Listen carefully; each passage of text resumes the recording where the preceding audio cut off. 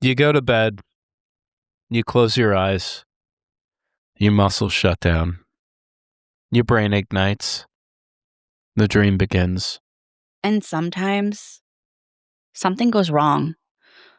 Your heart stutters, your breathing stops, and you never wake up. In the early 1980s, healthy young men, refugees from Southeast Asia, were dying in their sleep. No warning, no explanation, just gone. And a young horror writer-director read those articles and asked, what if the thing killing them was inside their dreams? Welcome back to the Fear Archive. I'm Mike. And I'm Amanda. If you're new here, this is the podcast where we explore the real history, psychology, science, and cultural fear behind horror films. The stuff that makes the movies hit deeper because they're rooted in reality. Thank you for being here. Whether you're a longtime listener or this is your first episode, we really appreciate you spending your time with us. And tonight's episode is kind of different because the research we're using, it's the exact same research that inspired the film A Nightmare on Elm Street. Yes, we are directly referencing the Los Angeles Times articles from 1981 and 1983 about unexplained sleep deaths among the Hmong men, and very reports that Wes Craven has said influenced him while writing the script. This is not hindsight. This is source material. Before we continue, a quick content note. In this episode, we will discuss sudden unexplained deaths, sleep-related cardiac death, brief mention of child murder in fictional context, and the cultural implications of spiritual attack. We won't be graphic, but the topic itself is heavy.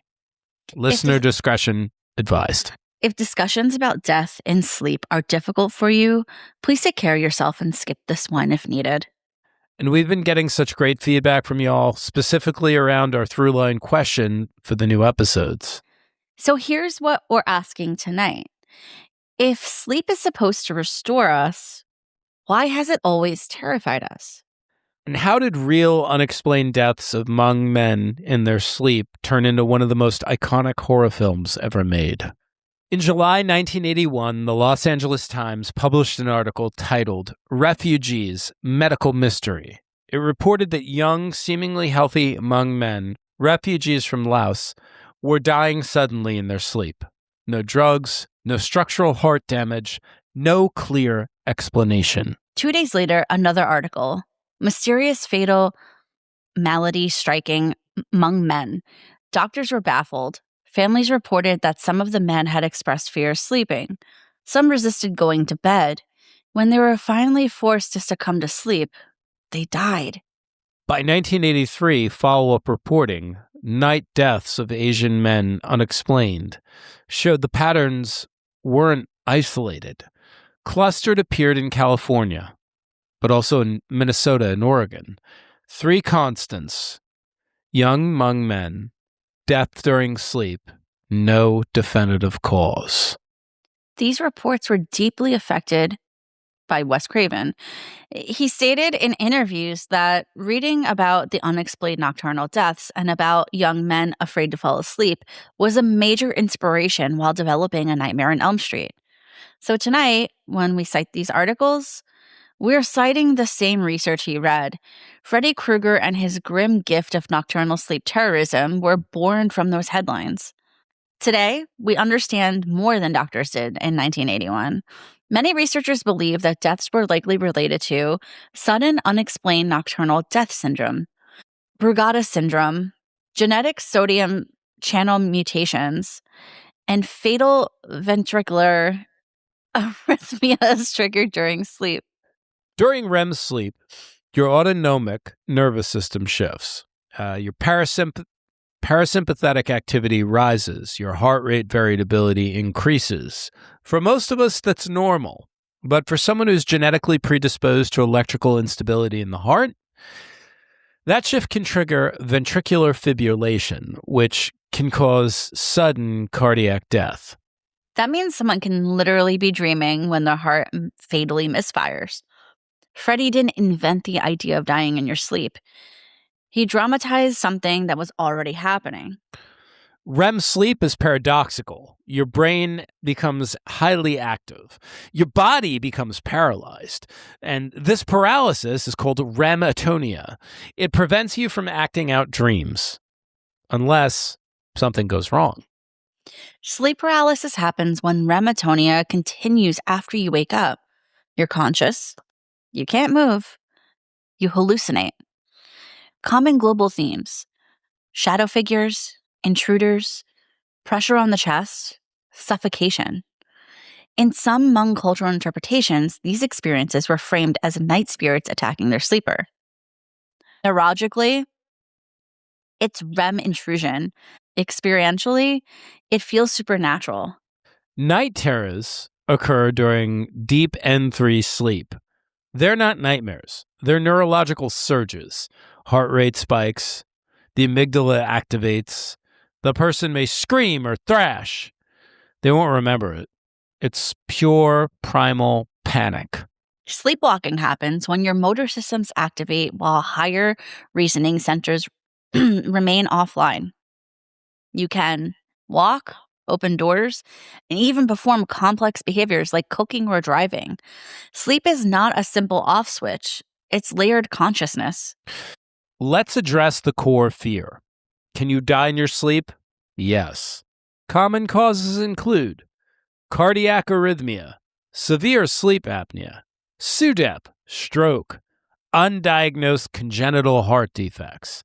Sleep alters respiration. It alters blood pressure, and it also alters heart rhythm. For most people, safe. For a vulnerable few, catastrophic. Across cultures, sleep and death are closely linked. Greek mythology, Hypnos and Thanatos are brothers. Christian scripture often reads to death as sleep. Islamic theology describes the soul being taken during sleep and returning at waking. Many indigenous traditions interpret dreams as literal spiritual travel, and among people, it was thus so. When unexplained sleep deaths occur among Hmong men, spiritual frameworks fill the gap where medicine had no answer. Because sleep feels like a threshold state. You surrender control. You lose consciousness. You simulate death every night. Before we close out this section, there's one piece we would be irresponsible to not acknowledge. Freddy Krueger, in the mythology of A Nightmare on Elm Street, is a child murderer. That element didn't come from nowhere. Now, to be clear, there's no evidence that Wes Craven modeled Freddy directly on one specific real-world killer. But the late 1970s and early 1980s were marked by highly publicized cases involving men who preyed on children and adolescents. Cases like John Wayne Gacy, who murdered young men and teenage boys, or Dean Corll, who targeted adolescent boys in the early 1970s. And nationally publicized cases like the Oakland child killer investigation, which involved murdered children and an atmosphere of suburban fear. The cultural atmosphere at the time was saturated with terrifying realization. The predator wasn't always a stranger in a dark alley. Sometimes he was a neighbor, a contractor, someone who blended in. The background noise. That fear, the corruption of normalcy, is central to Freddy's mythology. And psychologically, Freddy's fascinating. He's not just a slasher. He represents three deeply disturbing psychological archetypes. First, the sadistic predator. Freddy doesn't just kill, he prolongs fear. He taunts. He enjoys anticipation. That aligns with what forensic psychology would classify as a sexually sadistic personality structure, deriving gratification from psychological domination and terror. Second, the boundary violator. Freddy invades the one space that should be untouchable, the mind. Dreams are private, internal, sacred. By entering dreams, he represents ultimate violation, psychological and symbolic. He bypasses physical security. There's no locked door. Third, the eternalized trauma figure. In the film's mythology, Freddy's created by community failure. The parents take justice into their own hands. They burn him alive. But trauma doesn't disappear, it just mutates. Freddy returns as a dream entity. Psychologically, that reads as collective repression. The thing that you refuse to process just comes back distorted and more powerful.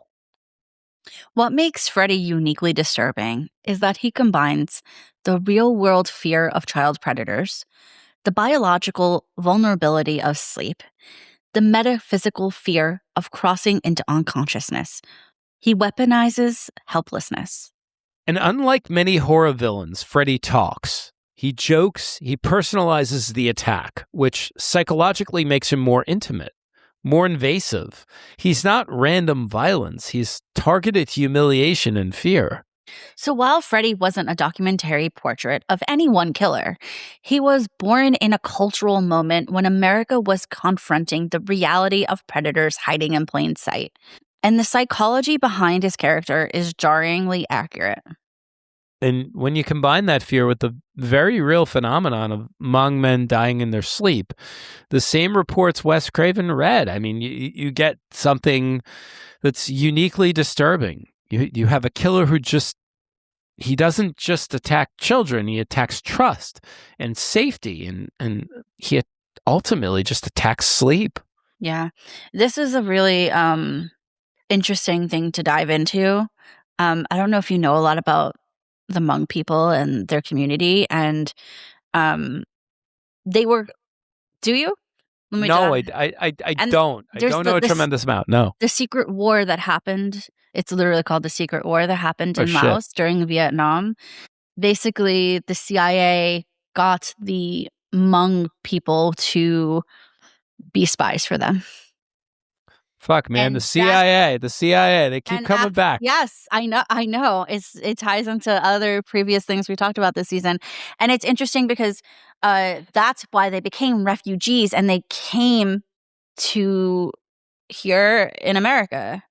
And they went to other countries also. But yeah, so, knowing that history and thinking about their deaths, this goes back, but if we have done our MK Ultra episode and y'all have heard it, I can't help but think, was the CIA involved in this?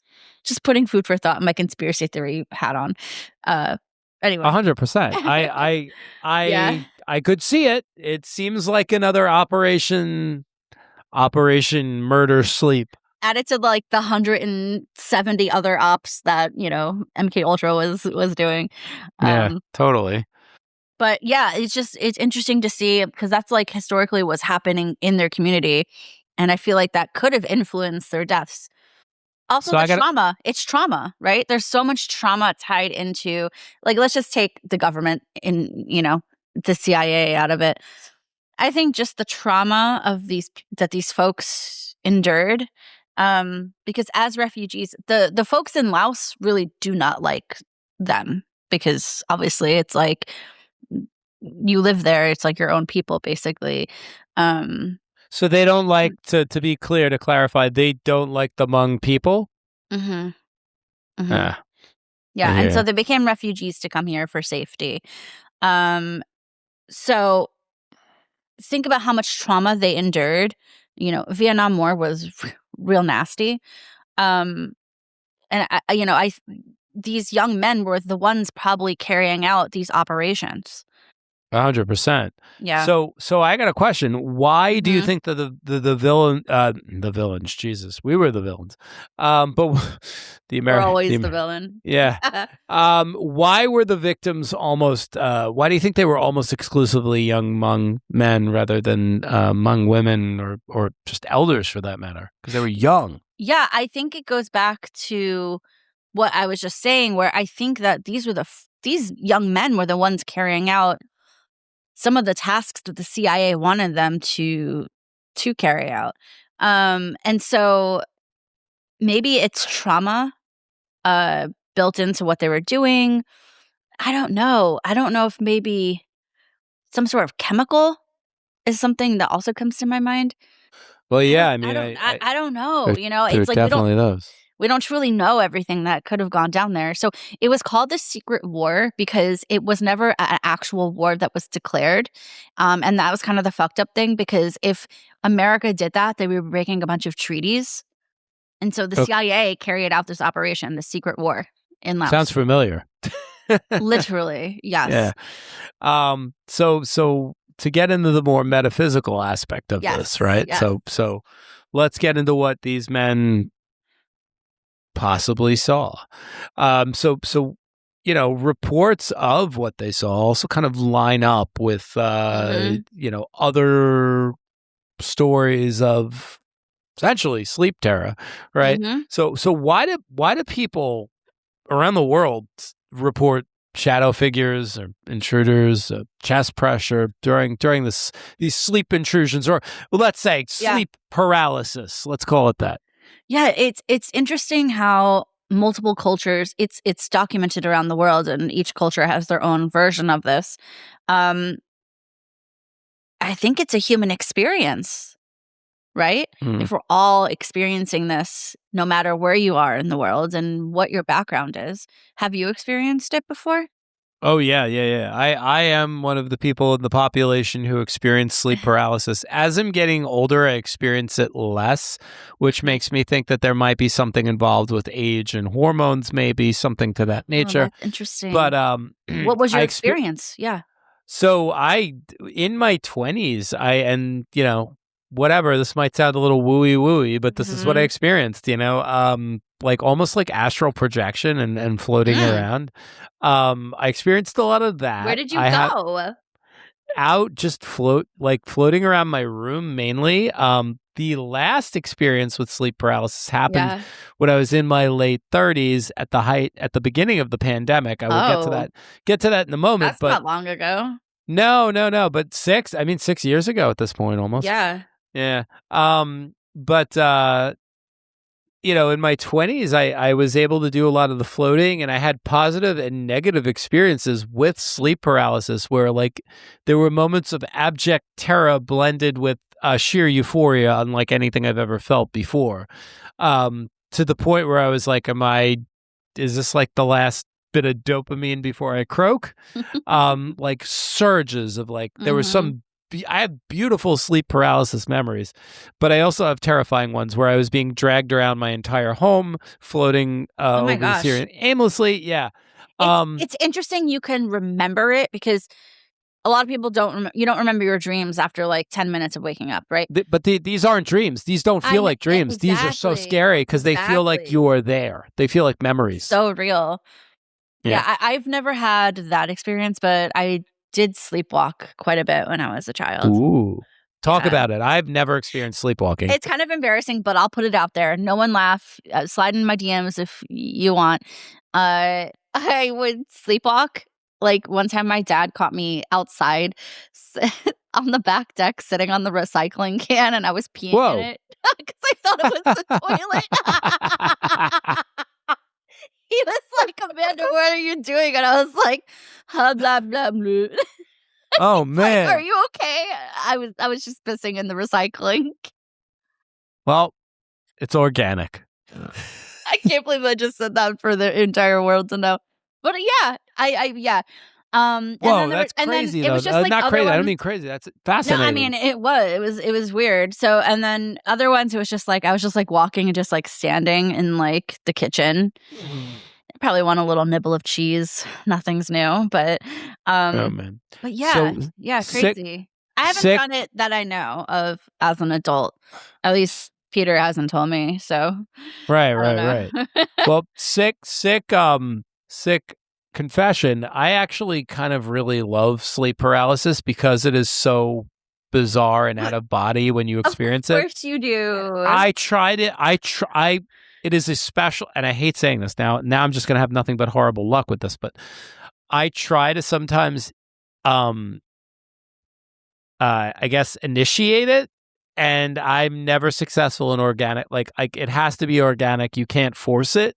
And one thing I will say, and please, folks, drop into our DMs with this, with your sleep paralysis triggers. But sleeping on your back sort of increases the odds of it happening.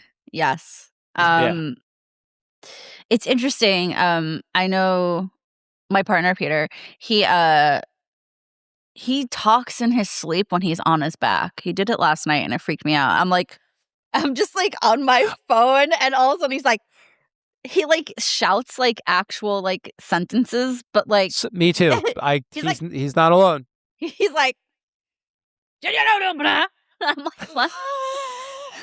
I'm like, you fucking talking to me, bro? What's happening? It's so funny you're saying this now because I specifically became aware when I was waking up. I was like, oh shit, I'm teaching in my sleep because I'm a teacher. Paid. I'm a teacher. No, but I was like, fuck, wait. I'm like, I don't care. I know my wife, she's gonna realize that I'm I don't know. She wasn't even in the room. Our kids are up all night anyway, so we take turns going back and forth. Thankfully, I was by myself. I didn't wake the kids up. Yeah, he's always saying some shit. Like, that's so weird you said that, though. He like did it last night, and he does it. Like, it's like right when he falls asleep. So I think he's trying to talk to me, and I'm like, "What do you want me to do? What do you need?" Yeah, just talking to just like his body next to me, passed out. But all right, let's jump. So let's zoom out of the psychology. All right, I don't know. Let's get away from the psychology and science for a sec. Let's talk about this movie itself, because a lot of people don't realize this, but A Nightmare on Elm Street almost didn't happen, like at all. Yeah, the script is widely rejected by almost every major player in Hollywood. Studios read it and basically said, a killer who attacks in dreams? That's too abstract, too weird, too risky. And remember, this is early 1980s Hollywood. Slashers were really physical. We had Michael Myers, Jason Voorhees, and they stalk you in a real space. Freddy, he lives in REM sleep. That felt unmarketable. But here's where the story gets interesting. Wes Craven wasn't some overnight horror prodigy. He had a fascinating background. He studied English and psychology. He earned graduate degrees. He taught humanities and film, including at Johns Hopkins University. He was academically inclined, thoughtful, analytical, hell of a nice guy. I met Wes, and I'll get to that later, but huge point in my life. Sweetest dude. But all of this just shows that in Elm Street, all of this, it comes through in his film. This wasn't just a slasher pitch. It was a conceptual horror film. Before Elm Street, Craven had already directed The Last House on the Left and The Hills Have Eyes. Those films were brutal, raw, gritty, but they were grounded in physical violence. Elm Street was different. This was horror that questioned perception, reality versus dream, control versus vulnerability. And now that we know that the LA Times articles about the Hmong men dying in their sleep were a major inspiration point for him in the film, he read about young men terrified to fall asleep. And he asked, what if fear itself could kill you? And after multiple studios passed on the script, it landed at a relatively small distribution company called New Line Cinema. At the time, New Line was not the powerhouse we think of today. It was a scrappy, independent distributor founded by Robert Shea. They primarily handled art films and college circuit releases, most notably Reefer Madness and John Waters' Pink Flamingos. New Line were not a major studio, not yet. And Robert Shea took a gamble. He didn't see the script as too weird. He saw it as different. He believed that if you could make something genuinely scary, audiences would respond. He financed the film independently, which was a massive risk. If it failed, it could have destroyed the company. The budget was modest, around $1.8 million. Effects were practical and ambitious. Fuck, the rotating room scene where Tina's body spins across the ceiling? That wasn't a matte CGI or a matte painting or CGI. They built an entire rotating set. Famous blood geyser? Practical effects nightmare. The crew had to rig gallons of fake blood above the set and dump it into a single controlled burst. It's chaotic. Craven also had to fight to keep certain elements, the tone, the darker implications, and yes, the child murderer backstory. There was pressure to soften it, but that moral transgression that he preyed on children is part of what makes Freddy so disturbing. He's not just a killer, he's a violation of innocence. Now, let's talk about the casting. Freddy Krueger was almost played by someone else. Originally, Craven wanted to use actor David Warner of Tron and The Omen. He later got to work with Warner on Scream 2. Ultimately, Craven cast Robert Englund, and that changed everything. Englund wasn't physically imposing. He wasn't a silent brute. He was theatrical. He infused Freddy with personality, dark humor, charisma. In Englund's own words, they wanted a bigger guy, a Glenn Strange type, but they got me instead. The rest is history. That's critical. Freddy isn't just frightening. He's playful. He taunts. He personalizes attacks. Psychologically, that makes him more invasive. He's not random violence. He's intimate terror. And Heather Langenkamp as Nancy, well, she grounded the film. Nancy's resourceful. She studies sleep deprivation. She weaponizes knowledge. That makes the film almost science-forward. Nancy is literally fighting REM sleep. And we can't forget a young Johnny Depp made his film debut. That blood geyser scene, iconic. It became one of the most memorable death sequences in horror history. When A Nightmare on Elm Street was released in 1984, it was a hit. It grossed over $25 million domestically on a tiny budget. That's massive for an independent horror film in the 80s.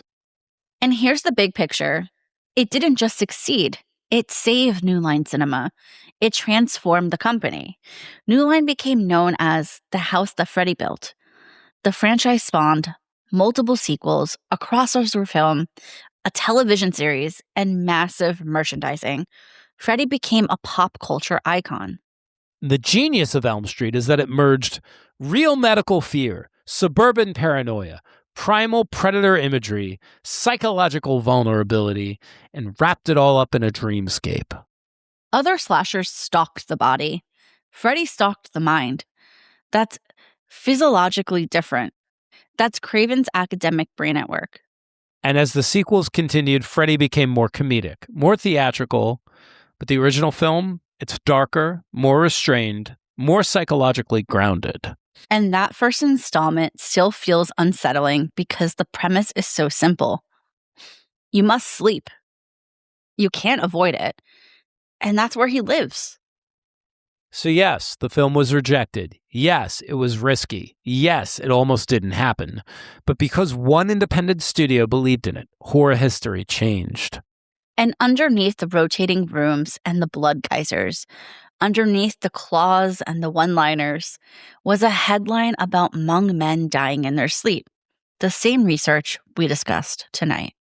Freddy wasn't just created.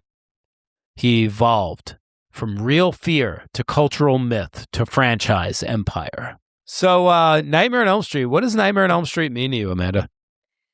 It's actually one of my favorite films from when I was younger. Because it was just terrifying, quite honestly.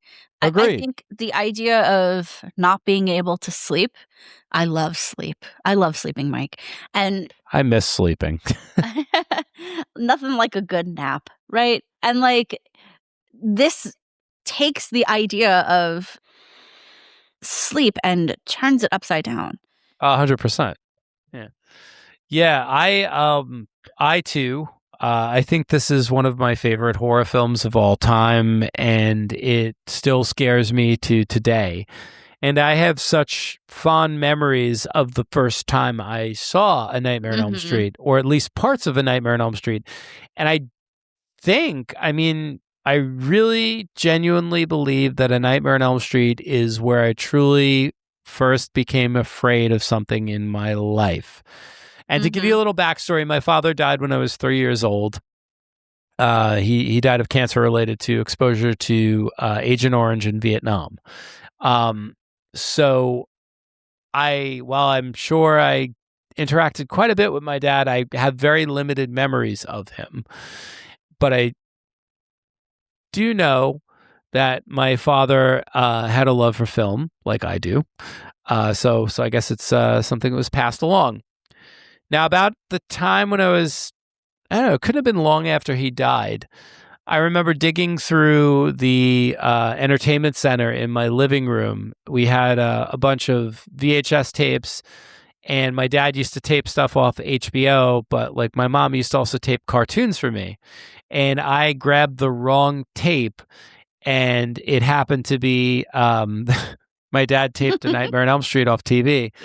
And yeah. it's the opening scene of Freddy putting the gloves together. And it terrified me so much, that combination of those tight shots on the blade being formed and being attached to the glove, and the music, and that dirge like score. Holy shit, I'll never forget this. And then the blade just slashing apart the canvas, and the title falling down. I nearly pulled the plug out of the wall for like the TV unit. It scared me that much, and that will forever linger with me. And I don't know. Yeah. So you didn't watch it all the way through? No, not that. I ended up watching it like 2 years later, and it became an obsession of mine, and it's still an obsession. I love that. My favorite story. My brother and I. Thank you. Yeah, my brother and I were always like, Elm Street was our franchise. Yeah. Thanks for sharing that. Yeah, you're welcome. Yeah. It's interesting because, I did see this also when I was inappropriately young. But I think the thing that I really liked about it, how Nancy was so smart. Yes. I think that's what really drew me to it. And I was like, oh, look at her. She's like fighting this guy, like with her brain, Yeah, the whole yeah. Not just the science, but then like building the booby-trapped house. Yeah. Yeah. I really liked that aspect of it. I think that's what drew me to the film. Nancy Thompson's a badass. Hell yeah, Nancy. I'm your boyfriend now, Nancy. So you said you met Wes Craven? I did. So this is me. This is one of my favorite memories, man. I have been obsessed with horror my whole life, like horror films. And yeah, we know. Yeah. I was reading Fangoria from a very young age, and I always wanted to go to a Weekend of Horrors convention. And what Weekend of Horrors was like, it was a convention that Fangoria would put on, usually in major cities, usually between New York City and LA. And they would have celebrity guests come out and do panels where they would speak about their upcoming movies. They would sometimes do special screenings. They would screen trailers that nobody had seen yet of movies that were coming out. And of course, there would be like vendors who would be selling all kinds of cool stuff. So my mom finally took my brother and my sister and I to a Fangoria convention. Like, I was bugging my mom for so long, for years probably. And we went to the convention that was the Fangoria Weekend of Horrors at the New Yorker Hotel in August of 1995. And the headliners were Clive Barker and Wes Craven. And Clive was there for Lord of Illusions, and Wes Craven was there because Vampire in Brooklyn was about to come out. The really underrated great movie with Eddie Murphy and Angela Bassett. And I remember meeting Wes, and I was like, first of all, I knew him because he was in New Nightmare. So I knew what he looked like because, he's a character in Wes Craven's New Nightmare, that his first stab at meta. But Wes was the nicest dude, and he talked to my brother and my mom and I for like, it seemed like 20 minutes. And like, this was a different time and era with these conventions where like, nobody charged for their autograph or their, your picture with them, or, like it truly was like, I want to meet the fans kind of situation. Like that's how I interpreted it. But, Wes was the absolute nicest guy, and just so encouraging, and like exuded the sense of just warmth and positivity. And I don't know, I look at that moment and I smile. I reminisce on that and I smile because it was just such an important moment in my life, where he was just saying that this was just, storytelling is something we're all capable of, That's awesome. Yeah. All right, let's hop back. Thanks for sharing. Was I too gushy about Wes Craven? No, you can never be. I mean, he's one of the greats. Yeah, he was a nice person. And that too, right? Nothing like being amazing at what you do in your career and also being a pretty nice guy and good person. It's rare these days. Yeah. Speaking of being bad, let's talk about Freddy.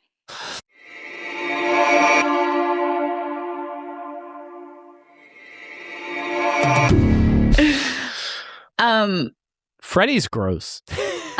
I'm saying Freddy, also not Robert. Yeah, yes, of course. So, like, because sleep is something we can't avoid forever, how does that necessity turn Freddy into like an unstoppable villain, like uniquely, right? Because we can't escape him, right? I mean, that's the thing. Like he's going to get us whether or not we. It's kind of iconic, really. I mean, we have to sleep. Like, what's something we have to do?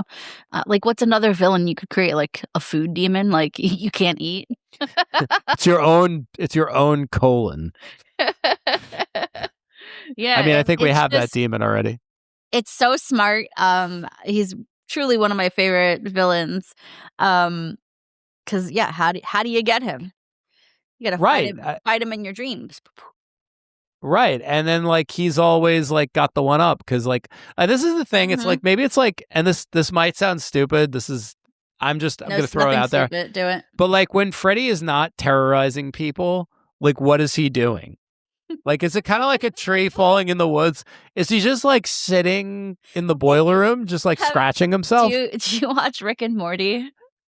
I know what you're. I was never obsessed with Rick. Scary Terry. Scary Terry. Yeah. It shows him going home to his family and stuff. It is so funny. I have a sticker of him on my laptop. Actually, I'll send you a photo of it later. But yeah. I do remember that vaguely. I was always bitch. Yeah, you bitch. he has a whole family. No, I always so here's a random thing I want to throw out about Elm Street that I am obsessed with the series in general and the could have beens. Did you know that Peter Jackson was going to direct the 6th one originally, the one that ended up becoming Freddy's Dead? That's crazy. And you want to know what the subtitle was? Tell me. The Dream Police. Wee. I don't know. That probably wouldn't have landed, but maybe it would have. I mean, who knows? Dennis, my old buddy Dennis Etchison wrote a pitch for the 5th one that I don't think anyone knows about, but it never. I mean, it didn't get off the ground. But they wanted to go the splatterpunk route for the 5th one. They ended up doing that with Dream Child, but I don't think anyone knows Dennis. Dennis wrote a pitch for them that New Line bought and just didn't go forward with. They shelved it. Yeah. No, but there was something else. So, there was going to be a prequel. Do you know there was going to be an Elm Street prequel at one point? Of him killing kids? In real life? Yeah, and the investigation and how they fucked up the investigation and Freddy got to walk. But then it was also going to be bookended and set in hell, believe it or not, with real-time Freddy. Because I was picturing an SVU episode.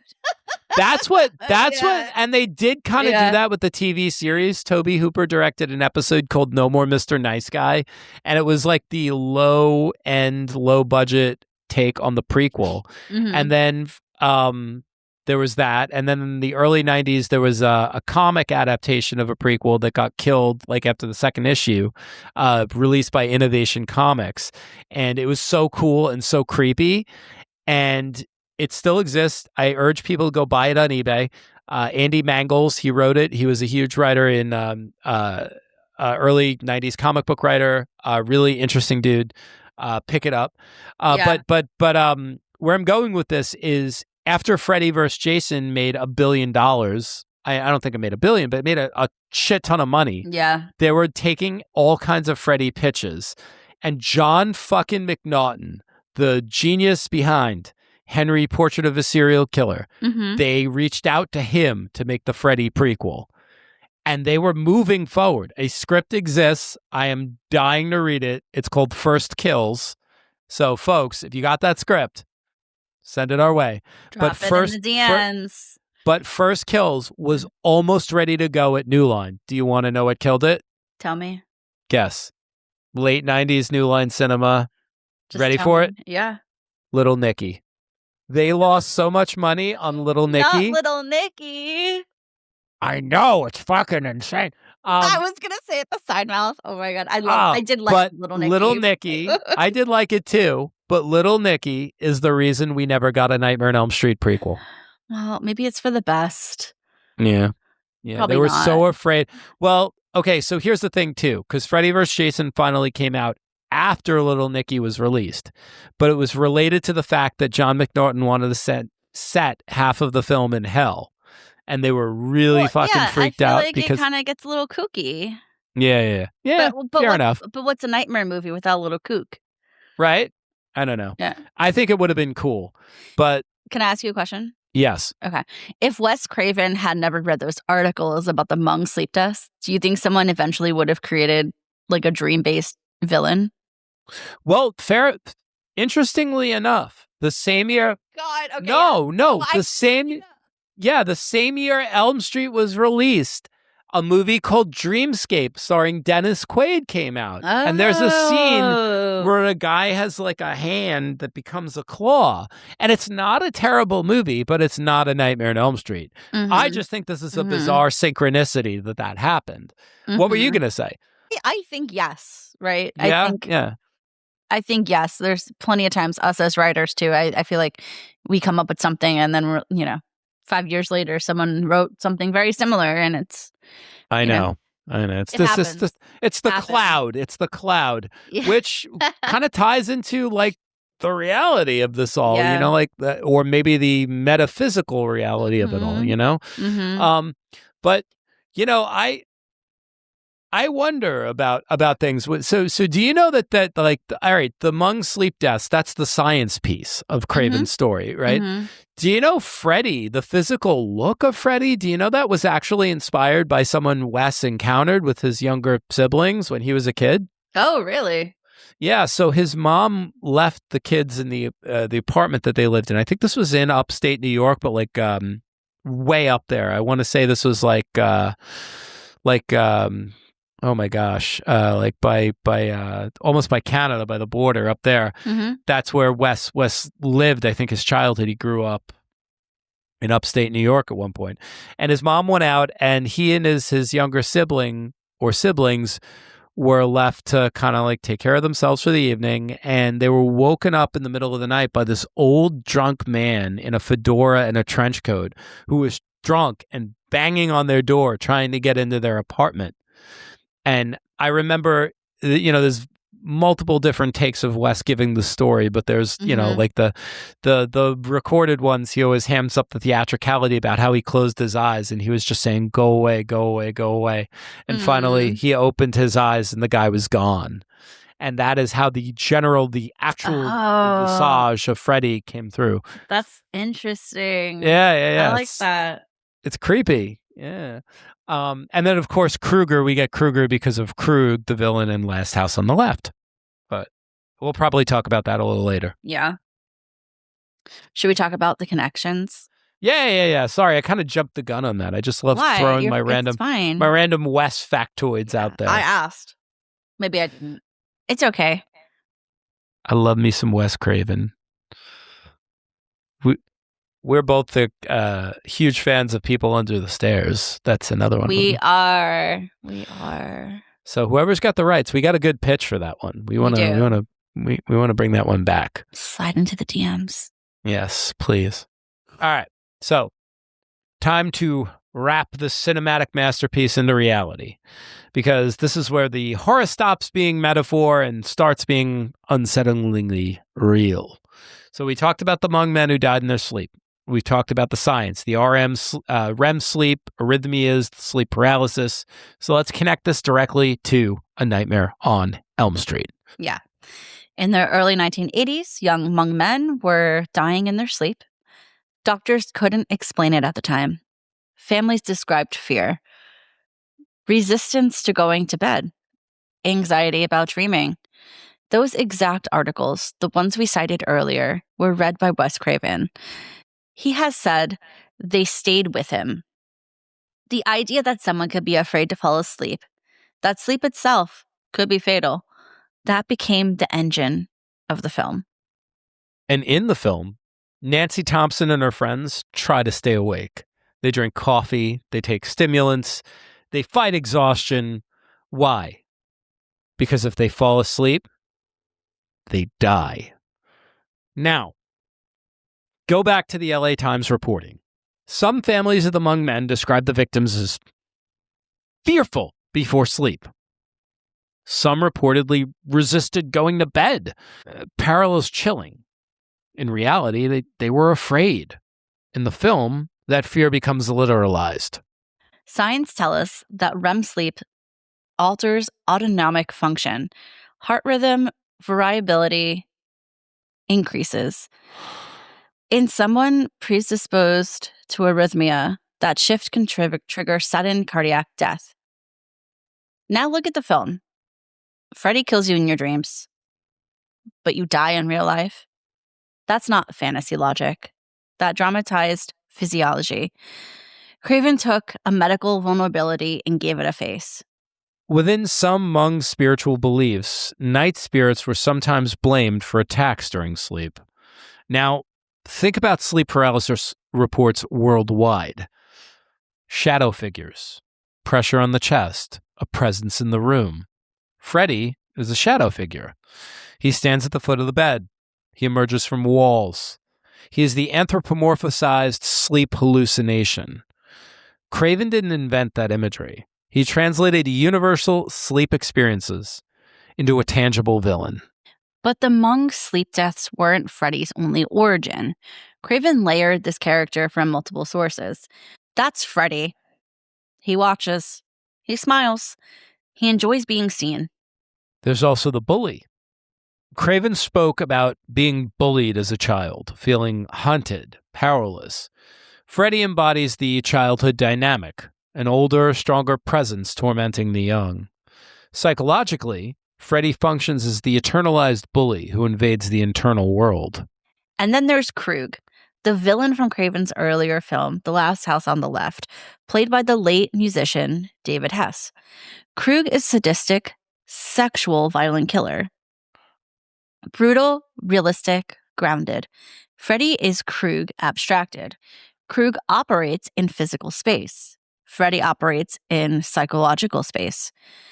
It's like Craven took his most grounded monster and turned him into mythology. Freddy is also framed in the film's backstory as a child murderer. In fact, in early drafts, he was also clearly stated by Nancy's mother to have been a filthy child molester. This was promptly cut in the wake of the McMartin preschool daycare sex abuse scandal, which was occurring in nearby Manhattan Beach, California, close to where Elm Street was set to be filmed. Elm Street was filmed in and around Venice Beach, Hollywood, and Boyle Heights in Los Angeles. Freddy was a child killer nonetheless. He was modeled after one specific real individual, but emerging in a cultural moment where America was reckoning with the reality of predators in suburban spaces. The 70s and 80s saw high-profile cases involving men who targeted children and teenagers. The fear was pervasive. Freddy represents that fear distilled. The idea that the monster isn't in a castle, he's in your neighborhood, and then he's in your dreams. So here's the full picture. You have real unexplained sleep deaths of Hmong men, medical uncertainty, cultural fear of night spirits, neurological vulnerability during REM, childhood memories of intrusion and bullying, and a previous film villain rooted in sadism.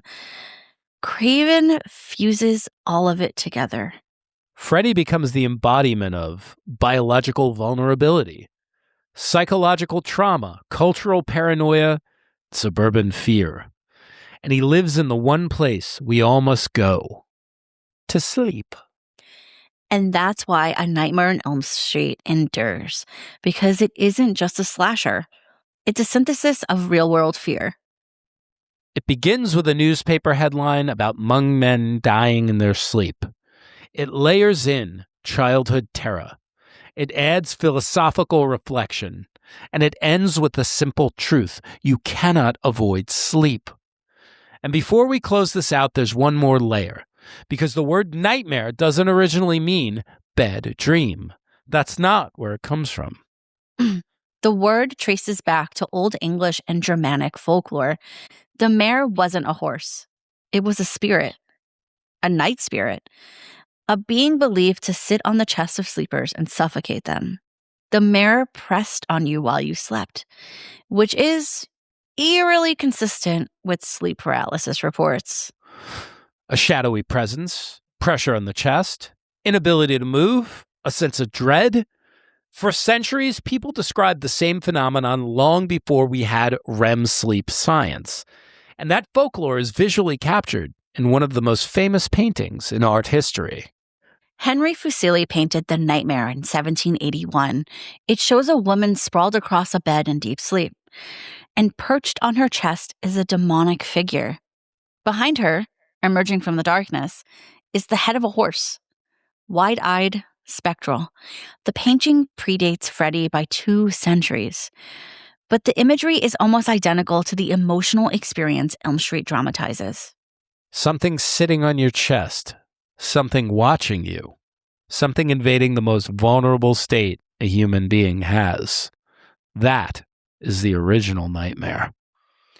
So let's bring this full circle. Tonight we asked a simple but terrifying question. Can you actually die from a nightmare? The answer's complicated. You can't die because a dream monster slashes you, but under certain conditions, yes. Yes, you can die in your sleep, and sometimes fear is part of that mechanism. During REM sleep, your autonomic nervous system shifts, heart rate variability increases, breathing patterns change. Your body is active while your muscles are paralyzed. For most people, it's pretty normal. But for someone with an underlying cardiac vulnerability, like certain arrhythmia syndromes, that shift can be dangerous. That's what physicians later connected to the deaths of young Hmong men in the early 1980s.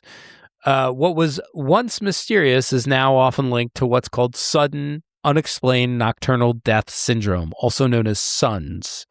Not supernatural, not a demon, but not imaginary either.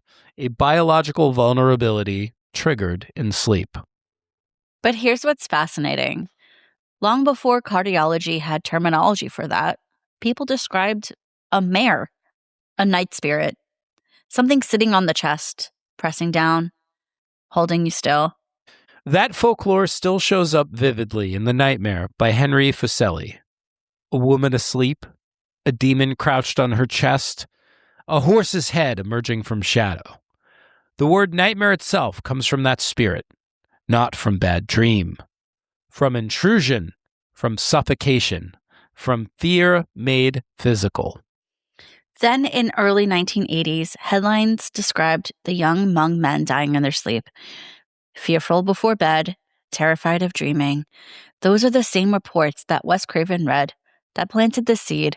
He layered in his childhood memories, the man outside his window staring up at him, the feel of being hunted, the philosophy he studied in academia, existential fear and primal vulnerability, and he gave that mare a modern form. Freddy Krueger. So can you die from a nightmare? Not because of claws, but because sleep is not passive. Sleep is surrender. Your body is recalibrating. Your brain is rewiring. Your heart is adjusting. And in rare cases, when something underneath is fragile, that recalibration can go wrong. The nightmare isn't a monster. It's the body under stress. It's the mind interpreting vulnerability. It's culture trying to explain what medicine hasn't yet named. And that's what the show is about. Horror inspired by real events, the real story, the film story, and the psychological space in between. Because horror doesn't invent fear, it reframes it. sometimes with research pulled straight from the newspaper headlines. Sometimes it's folklore. Sometimes it's personal trauma. But it always begins somewhere real. And if tonight's episode touched on sudden death, sleep anxiety, or trauma, take care of yourself. Sleep is overwhelmingly safe. These cases are rare, and modern medicine understands more now than it did in 1981. Fear thrives in uncertainty. Knowledge shrinks it. If you enjoyed this episode, follow the show wherever you listen. Leave a review. It genuinely helps us grow. Follow us on social media for episode research, film announcements, and behind-the-scenes breakdowns. If there's a horror film inspired by a real case you want us to unpack, please send it our way. And if you're new here, welcome. We go beyond based on a true story, and we find the story. I'm Mike. And I'm Amanda. Stay curious. And maybe don't fear the nightmare. Fear not understanding it. Sweet dreams. You've been listening to The Fear Archive, hosted by Amanda Kagawada and Michael Ryan Aesop, produced by Cassie Josephove, with original music by Umberto. This podcast is a production of Violet Hour Media.